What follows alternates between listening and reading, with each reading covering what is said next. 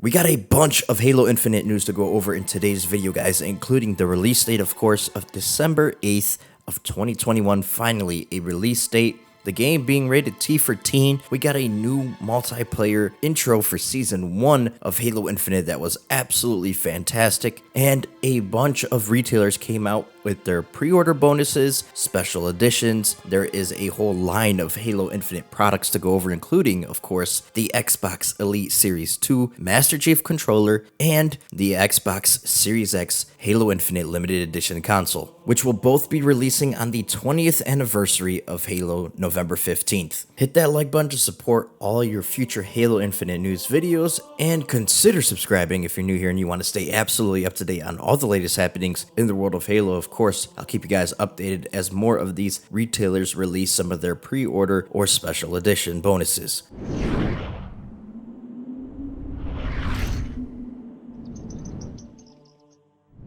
So let's start with the pre-order bonuses, in which Best Buy and GameStop seem to be offering very similar things. The Best Buy bonus is a armor and weapon coating, looks to be a BR weapon coating along with the Chosen emblem. Meanwhile, GameStop is offering the exact same thing, except for it looks like to be a AR weapon coating. So those are the two differences, and that coating looks pretty cool if you ask me as far as the weapon one. But let's move on to the Halo Infinite Limited Edition Series 2 Elite Controller, which actually got a really cool trailer along with the announcement, and this thing is absolutely gorgeous. Now, this is going to cost you $199, which I believe was the same price as the Gears of War Edition controller, so you're paying a premium for the limited edition, but it does come with some bonus goodies, which I'm going to go over here. Not only does it feature Echo 216 etched onto the charging station, which of course is the Pelican that Brohammer flies around, we also get a sick looking braided cable that is green and gold to match the Chief. Of course, the 117 is on the front with the war-torn armor, like that nice plasma-looking burn on the chest is there, and the scuffs in his armor. My personal favorite is the back of the controller, though. It looks really cool. You have the insert for a AI on the back of Chief's helmet is on the back of the controller with a 117 like service plate on the top of the controller as well. Looks really clean. Now, supposedly the carrying case that comes with the controller also has a UNSC insignia on it, but we don't really get to see that in any of the pictures. However, it does include DLC for the game as well, which is pretty cool. It comes with a weapon charm that is of that controller, so you get an in-game model of that controller as a weapon charm in the game, and I think that's really awesome, honestly. Now, for anybody looking for a new headset out there, you can get the freshly announced Halo Infinite headset from Razer, which looks really cool and comes with a pretty sick looking armor coating. Now, I've already spent way too much on the merchandise for Halo Infinite, but if Razer does announce a new mouse and keyboard that is Halo Infinite themed, I may have to consider getting a new mouse and keyboard. Now, Target has come out and released a Steelbook Collector's Edition of Halo Infinite that is available for pre-order, doesn't cost you anything extra, same as the base game, so $59.99, which is the confirmed price in the US for the campaign. We don't know what that entails though, if it's just a campaign or if that includes maybe a season for the Halo Infinite multiplayer. We'll just have to wait and see. There's no details on that yet. However, this steelbook looks really good. It's of course of Halo Infinite's cover art, but very clean without the logo on the front. And of course, Best Buy is still doing their steelbook case. We just don't know what it looks like yet. Could be the same thing, but usually with Best Buy, they do their own kind of limited edition steelbook cases that no other retailer has. Now, before we talk about the limited edition Series X console, for all my PC players out there, Halo Infinite is now pre-orderable on Steam, and they release the minimum and recommended system requirements, which you guys will see on your screen right now. The recommended is very interesting, having to have a AMD Ryzen 3700X and an RTX 2070 is quite the beefy kind of game. I'm glad I have at least those recommended specs. I cannot wait to try out the next flight so we could see how that 20% increase helps my PC personally, because my PC, which shouldn't have been struggling with that game, was really struggling, and I'd like to get a good idea of how my PC is going to perform while streaming this game, because it does seem to be very intensive, especially on the CPU side of things. Now, feel free to go into the comment section down below and let me know if you guys have snagged any of the items that you have seen in this video. I'd love to know what you guys are getting your hands on, and go on ahead and tell me your opinions on some of the designs of these items, especially the Series X console, which is what we're going to talk about right now, and I'm going to get to my opinions on it after I share some of the key details with you. So the Halo Infinite Xbox Series X limited edition console is going to come with, of course, a Series X with a cool new design to it, as well as a limited edition controller that we don't know if it's going to be sold for separately. Hopefully they do for the people who don't want to spend all that money on a new system, because I think the controller actually looks really sick, especially with that 20th anniversary logo on the back of it. Now it is $549.99, but it is that price not because it's limited edition, but because it also comes with a copy of Halo Infinite's campaign. So that $60 value is getting tacked on. We don't know if there's any other extra goodies included with this bundle just yet. However, I wouldn't put it past 343 because they have previously included things like limited edition bundles that have exclusive armors in them. So we'll just have to keep our eyes peeled on that one. Of course, I will update you guys if I do find out anything. Now, this console will feature custom startup chimes, which has become a staple for the limited edition consoles since I believe the introduction of the Xbox 360 Slim redesign. Another major difference is the blue fan that you can see through the top vent there of the system. This is of course different than the green colored one that is on the normal version of the Series X. It's going to be the same hard drive size, 1 terabyte solid state drive, and I think the stars look pretty cool. My favorite part is definitely the gold power buttons and the gold accents. As far as the overall design, I'm kind of just meh with it, honestly. I think it looks cool, definitely. However, not my favorite Halo limited edition console, not by far actually. It doesn't scream Halo to me. You know, the stars is kind of generic, and I think it's supposed to be like the ring's superstructure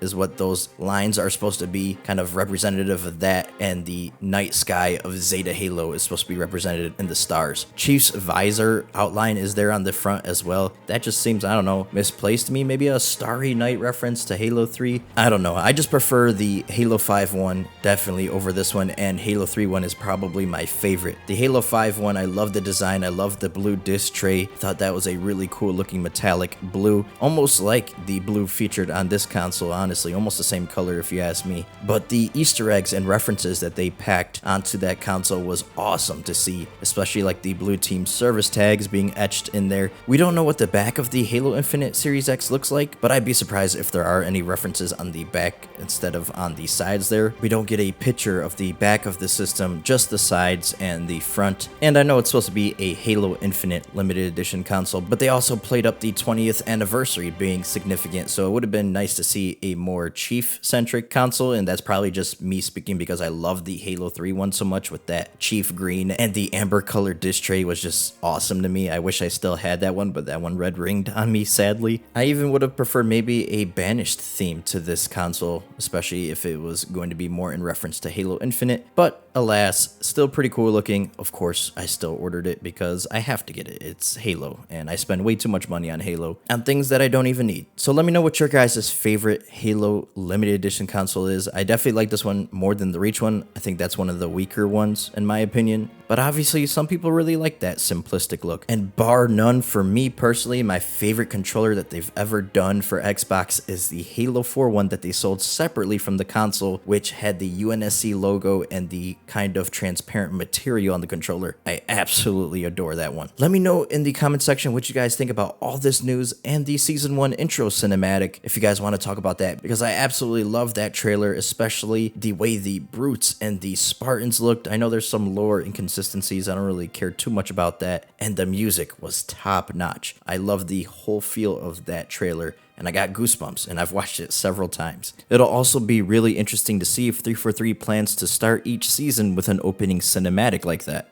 Now, I am still worried that we haven't got any gameplay on the campaign in over a year now, and the game is only a few months out, especially with that December release date. They kind of pushed it to the absolute limit of getting it out this year, so it seems like 343 really is heads down working on that campaign. And of course, the co-op delay doesn't help that kind of narrative whatsoever. Now, if we take what 343 said, they're heads down working on bug squashing and things like that, and once that is done, then they'll release some campaign footage that is right from Joe Staten. We'll just have to wait and see. So thank you guys so much for watching my video. Hope to catch you on either a previous video of mine or future video of mine. Until that time comes, I'm your boy Patman, and I'm out.